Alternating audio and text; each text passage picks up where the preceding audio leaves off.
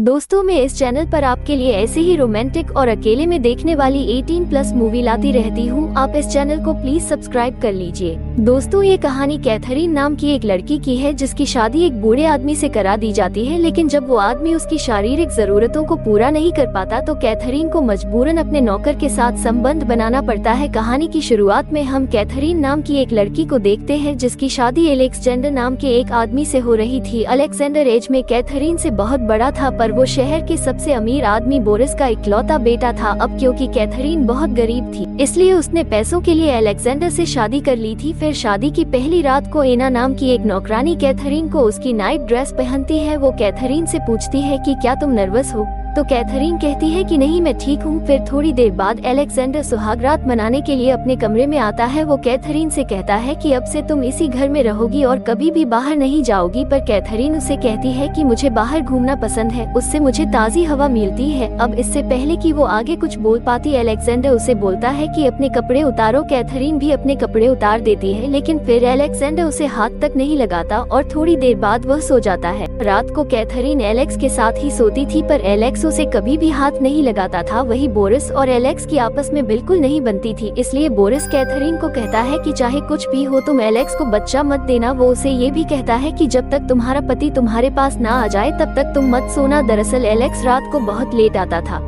इसलिए बोरिस ने कैथरीन के कमरे में एक मेड रखी थी ताकि जब भी कैथरीन सोने की कोशिश करे तो वो मेड उसे जगह दे। फिर एक दिन ऐसे ही एलेक्स टली होकर कैथरीन के कमरे में आता है और वो उसे फिर से उसके कपड़े उतारने को कहता है। कैथरीन भी उसकी बात मानकर अपने कपड़े उतार देती है, लेकिन तभी एलेक्स उसे दीवार की तरफ मुंह करने को बोलता है, जिसके बाद वो उसे कुछ देर तक घूरता है और फिर सो जाता है। फिर अगले दिन हम देखते हैं कि एलेक्स और बोरिस अपने अपने बिजनेस के काम के लिए शहर से बाहर चले जाते हैं। अब कैथरीन घर पर बिल्कुल अकेली थी और उसके साथ सिर्फ उसके मेड एना थी। अब कैथरीन को कोई रोकने वाला भी नहीं था, इसलिए वह मौका देखकर घर से बाहर निकल जाती है और वहाँ ताज़ी हवा खाने लगती है। फिर एक दिन कैथरीन को नौकरों के कमरे से कुछ आवाजें सुनाई देती है, तो वो वहाँ जाकर चेक करती है। वहाँ पर वो देखती है कि कुछ आदमी मिलकर एना को परेशान कर रहे थे। वो सभी उसी घर के ही नौकर थे और उन्होंने एना को ऊपर बांधकर लटकाया हुआ था। तभी उसमें से सैम नाम का एक नौकर कहता है कि हम तो बस एना का वजन चेक कर रहे थे। कैथरीन तुरंत उसे एना को वहाँ से उतारने को कहती है। फिर अगले दिन कैथरीन सैम को अपने कमरे में मिलने के लिए बुलाती है, जिसके बाद जब सैम उससे मिलने आता है तो पहले तो कैथरीन उससे डरकर उसे अंदर आने से मना कर देती है और उसे इस घर से जाने के लिए कहती है, पर सैम हम उसकी बात नहीं सुनता और वो कैथरीन के साथ जबरदस्ती करना शुरू कर देता है। फिर थोड़ी देर बाद कैथरीन को भी ये सब अच्छा लगने लगता है, जिसके बाद वो दोनों वहीं पर ही इंटीमेट हो जाते हैं और इसके साथ ही उन दोनों का अफेयर भी शुरू हो जाता है। फिर अगले दिन जब एना कैथरीन को जगाने के लिए उसके कमरे में आती है तो वो देखती है कि कैथरीन के कपड़े नीचे जमीन पर पड़े हैं और वो बिना कपड़ों के ही सो रही है। एना ये देखकर हैरान हो जाती है, क्योंकि आज से पहले कैथरीन ने ऐसा कभी नहीं किया था।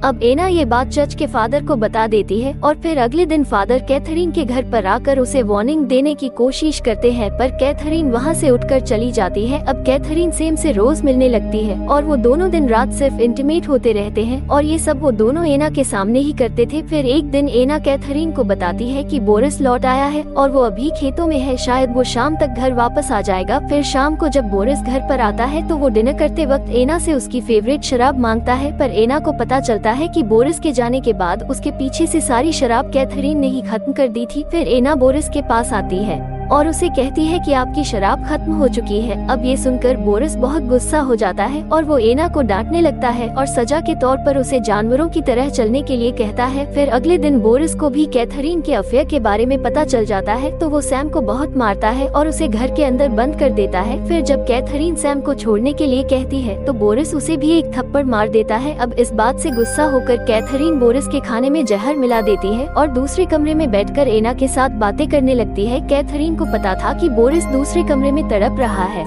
पर उसे इस बात से कोई फर्क नहीं पड़ता। अब फाइनली बोरिस मर जाता है और कैथरीन ये बात उसके बेटे अलेक्जेंडर को खत लिखकर बता देती है, पर इसके जवाब में अलेक्जेंडर उसे कहता है कि वो बोरिस के अंतिम संस्कार पर नहीं आएगा, इसलिए उसके बिना ही कैथरीन अकेले ही बोरिस का अंतिम संस्कार कर देती है। पर वहाँ पर एना को बोरिस की मौत पर शक हो रहा था, इसलिए कैथरीन और सैम को डर था कि कहीं एना इस बारे में अलेक्जेंडर को ना बता दे। फिर एक रात जब कैथरीन और सैम सो रहे थे तो कैथरीन को बाहर से कुछ आवाज सुनाई देती है और अचानक अचानक उसकी नींद खुल जाती है। फिर वो खिड़की से बाहर देखती है तो उसे पता चलता है कि अलेक्जेंडर वापस लौट आया है। कैथरीन जल्दी से सैम को जगाती है और उसे पास वाले कमरे में छुपा देती है। फिर वो बेड पर बैठ जाती है और ऐसा दिखाती है कि वो अलेक्जेंडर का ही इंतजार कर रही थी। फिर जब अलेक्जेंडर कमरे में आता है तो वो उससे पूछता है कि तुम अभी भी जाग रही हो, जिस पर कैथरीन उसे कहती है कि मैंने घोड़ों की आवाज सुनी थी जिससे मेरी आंख खुल गई। तभी अलेक्जेंडर को बेड के पास एक बेल्ट गिरी हुई मिलती है, जिस पर कैथरीन उसे बोलती है कि मुझे ये बेल्ट खेतों में मिली थी, इसलिए मैंने इसे अपने पास रख लिया। इसके बाद कैथरीन अलेक्जेंडर के लिए चाय बनाकर लाती है, पर तभी अलेक्जेंडर उसे कहता है कि मुझे पता चल चुका है कि तुमने मेरे जाने के बाद क्या क्या गुल खिलाए हैं और तुम एक वेश्या बन चुकी हो। अब कैथरीन को ये सुनकर बहुत गुस्सा आता है और वो सैम को पास वाले कमरे से लेकर आती है और उसके साथ अलेक्जेंडर के सामने ही इंटीमेट होने लगती है। अब ये देखकर अलेक्जेंडर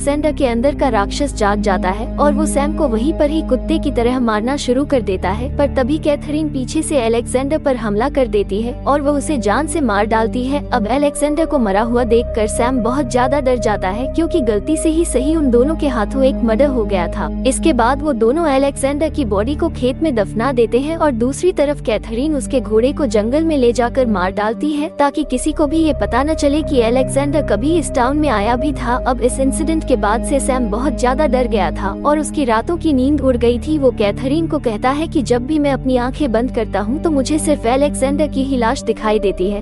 पर इस पर कैथरीन उसे समझाती है कि मैंने ऐसा सिर्फ इसलिए किया ताकि हम दोनों हमेशा साथ रह सके। अब इसके बाद से सैम और कैथरीन उस घर में ऐसे रहने लगते हैं जैसे कि वो प्रॉपर्टी उनके बाप की हो। फिर एक दिन हम मारिया नाम की एक औरत को देखते हैं जो कि अपने बेटे जॉन के साथ कैथरीन के घर पर आती है। मारिया कैथरीन को बताती है कि जॉन अलेक्जेंडर का बेटा है। दरअसल मेरी बेटी और अलेक्जेंडर का अफेयर चल रहा था, पर जॉन के जन्म के बाद ही मेरी बेटी की डेथ हो गई। अब क्योंकि अलेक्जेंडर भी मर चुका है, इसलिए अभी इस प्रॉपर्टी का मालिक मेरा जॉन ही बनेगा। पर इस पर कैथरीन उसे बोलती है कि मेरा पति मरा नहीं, बस वो लापता है। अब इसके बाद कैथरीन को ना चाहते हुए भी उन दोनों को अपने घर पर रखना पड़ता है, पर इस बात से सैम को बहुत बुरा लगता है और वो उसके घर को छोड़कर वापस नौकरों के साथ रहने उनके कमरे में चला जाता है। दूसरी तरफ जब कैथरीन को पता चलता है कि वो प्रेग्नेंट है तो वो ये बात सैम को बताने जाती है, पर सैम ये बात सुनकर गुस्सा हो जाता है और वो कैथरीन को वहाँ से जाने को कहता है। फिर एक दिन कैथरीन किसी बात से जॉन को डांटने लगती है तो जॉन गुस्सा होकर वहाँ से भाग जाता है। फिर कुछ देर बाद सैम को जॉन एक झरने के पास बैठा हुआ मिलता है तो वो उसे उठाकर वापस घर ले आता है। वो मारिया से कहता है कि जॉन झरने के पास बैठा था और ठंड से मर रहा था,